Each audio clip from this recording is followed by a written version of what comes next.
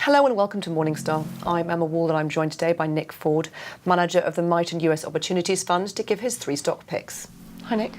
Good afternoon, Emma. So what's the first stock you'd like to highlight today? The first stock I'd highlight is a company called PRA Health Sciences.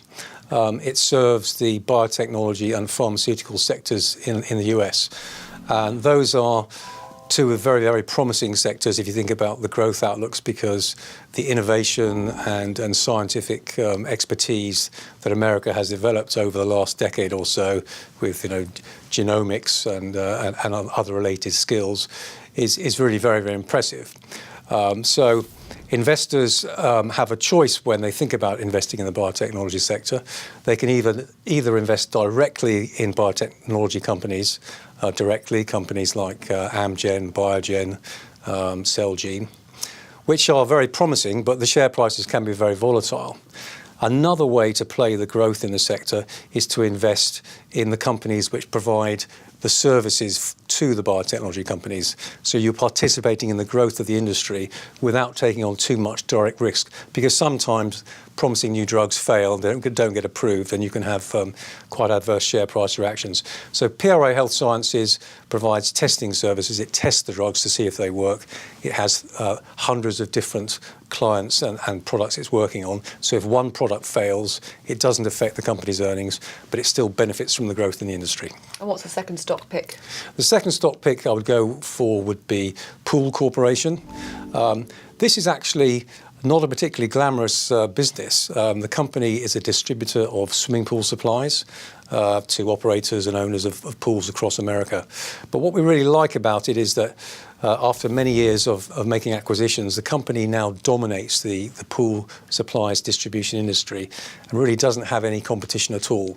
And we're very keen on businesses that generate strong free cash flow with virtually no competition and good growth outlooks, because with the American consumer in good shape and household wealth going up, we're starting to see more pools being created. And even if more pools aren't created, they still have a huge established pool base to service. So it's a good long-term business. Is it one of those businesses where you can actually see the earnings coming in year after year way in advance, because you do have that sort of sticky customer set? Yes, exactly. We're very keen on companies with what we call repeat business or recurring revenues. And swimming pool owners have to go back every few months for new chlorine, for new filters for the pools and so forth. The nets that you rake the leaves up with get worn out. So it's a wonderfully predictable business, and there's good pricing power because the company doesn't have any competition. And what's the third and final stock? The third and final stock I'd go for would be a company called Worldpay. This really highlights the way we think about investing in the technology sector, because technology stocks can be risky and very volatile. We prefer to invest in maybe some less glamorous, more predictable businesses. Again, businesses with a lot of repeat revenues.